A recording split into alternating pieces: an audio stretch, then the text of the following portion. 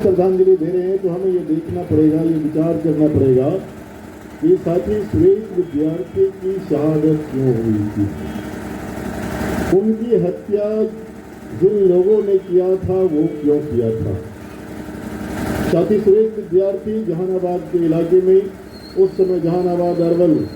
दोनों की जिला कमेटी हमारी पार्टी की एक होती थी और जिला के सचिव कॉमरेड सुरेश विद्यार्थी थे और उनके नेतृत्व में इस इलाके में गरीबों, किसान, मजदूरों को इकट्ठा करके उनके सवालों पर संघर्ष करने के लिए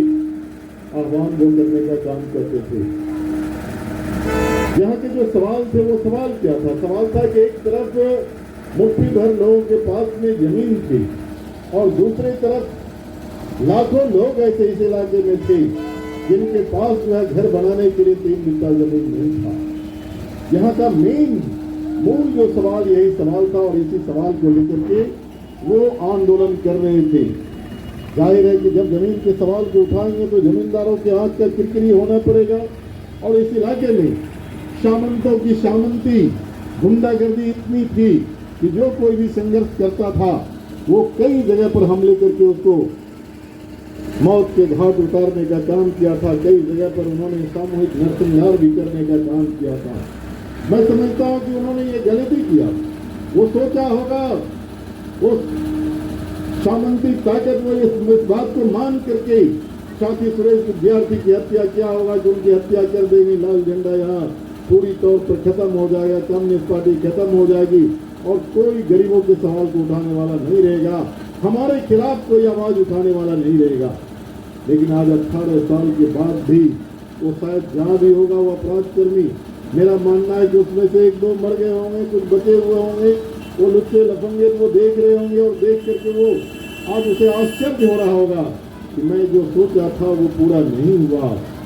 कहा उन्होंने सुरेश विद्यार्थी की हत्या करके भी लाल झंडे के बढ़ते हुए कदम को रोकने की जो कोशिश किया था वो रुका नहीं, बल्कि आज भी उनके विचारों पर, उनके संघर्षों के साथ उनके लाल झंडा को लेकर के चलने वाले करपी के इलाके में सैकड़ों लोग इकट्ठा होकर के ये संकल्प ले रहा है और ये नारे लगा रहे हैं। वो हर बार नारे लगाते, इस बार भी वो लगा रहा है साथी सुरेश विद्यार्थी का पैगाम जारी रहेगा। ये संग्राम आज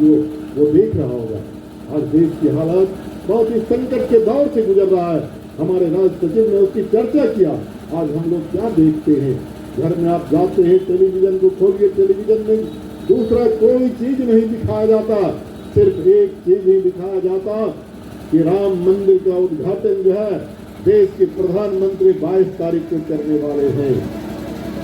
राम मंदिर के उद्घाटन के लिए प्रधानमंत्री कैसे आएंगे, किस दरवाजा से घुसेंगे, किस गाड़ी से वो आएंगे और उनका किस तरीके से वहां पर अभिनंदन करने का काम किया जाएगा। सिर्फ इसी बात को आज 15 दिन से लगातार टेलीविजन पर दिखाया जा रहा है। टेलीविजन पर जिन चीजों की चर्चा ललन जी ने किया उसकी चर्चा नहीं होती। बेरोजगारी आज जो बढ़ी है, इस देश के अंदर बेकारी बढ़ी है, भुखमरी बढ़ी है, देश के अंदर जो है आज निर्धनता बढ़ी है, उस सवाल पर कोई चर्चा नहीं होता। इस देश के अंदर किसानों की गिरती हुई हालत, उस पर कोई चर्चा टेलीविजन पर नहीं होता, बल्कि टेलीविजन पर सिर्फ मंदिर का जो है, राम मंदिर का चर्चा होता है। राम मंदिर की चर्चा एक सुनियोजित तरीके से करवाया जाता है, क्योंकि आप जानते हैं कि 24 में लोकसभा का चुनाव होना है और उस चुनाव जीतने के लिए, क्योंकि इस देश के अंदर जो भी वादा भाजपा की हुकूमत जो 10 साल पहले दिल्ली के गद्दी को हासिल किया था, उसको हासिल करने से पहले जो भी वादा किया था नौजवानों से, चाहे वो 2 करोड़ हर साल नौजवान को नौकरी का सवाल हो या फिर किसानों के स्वामीनाथन अनुशंसा के आधार पर उनके फसल की कीमत का सवाल हो या फिर गरीबों के लिए अच्छे दिन का सवाल हो, महिलाएं जो है उनसे भी वादा किया था उनका सशक्तिकरण करेंगे, उनके ऊपर जो हमले हो रहे हैं उस हमले को रोकने का काम करेंगे और उनको इतना ताकतवर बना देंगे कि महिला को कोई हमला नहीं समझेगा, बल्कि महिला को एक ताकतवर इंसान के रूप में समझा जाएगा। लेकिन हुआ क्या,